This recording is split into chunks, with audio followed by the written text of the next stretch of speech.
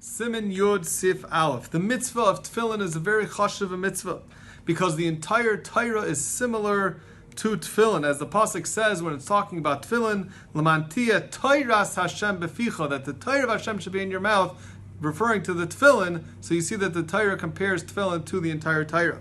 And somebody who does not put on tefillin, he is included in the category of Paishe Yisrael Begufan, a category of Klal Yisrael that are considered negligent with their guf.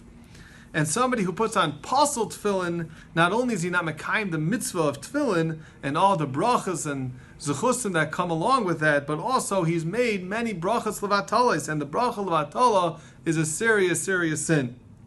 So therefore, you should be careful to buy your tefillin from a sofer who is an expert and who is a Yarei Shamayim. And also the straps, the ritzuos, you should also make sure to purchase those from a ish neman, that you can be certain that he made the ritzuos properly, that he made the skins have to be lishma, that he made those skins lishma. And unfortunately, the Kitzur Shulchan says, B'avei Neseinu Arabim, this is a terrible thing that Klal Yisrael, or some people of Klal Yisrael, are not careful when they buy their tefillin and their ritzuos. They just look for the best deal and for the cheapest pair of tefillin that they can buy, and it turns out that they're really pasul.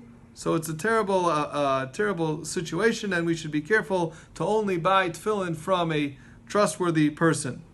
And every Yarei Shamayim, he says, should pay attention that if when it comes to buying clothing and when it comes to buying the utensils that we need in our house, we're so careful to make sure that we are buying them properly, and we're careful about every little detail.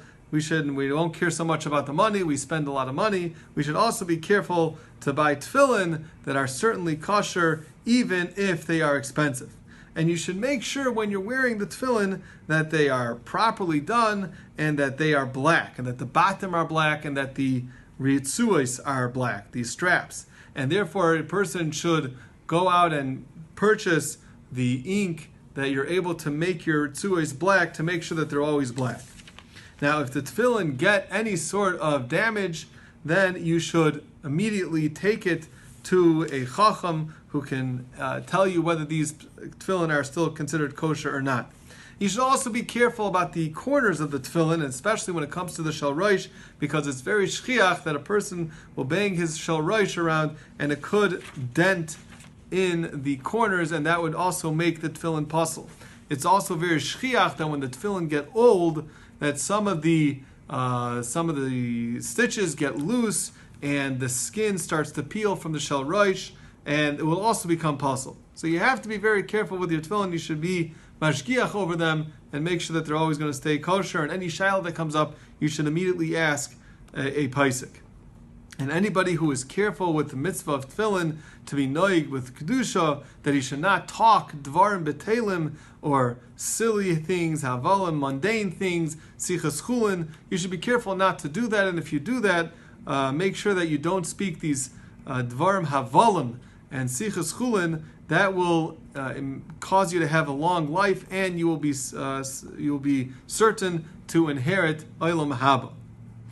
Now the tefillin itself, the word tefillin comes from the lashon of musar and din, because the tefillin itself is a musar and an edus, as the Shechina is shoira on us when we put the tefillin on, as the pasuk says. He brings a pasuk, and we darshan from this pasuk that the tefillin shabaroish that have the shin, which stands for Hashem's name, that is like Hashem is on top, Hashem is engraved in us, and therefore it will serve as an edus and a musar to us when we're wearing the tefillin. And therefore, when someone's wearing tefillin, he should be careful not to cover the shel rosh with his talis.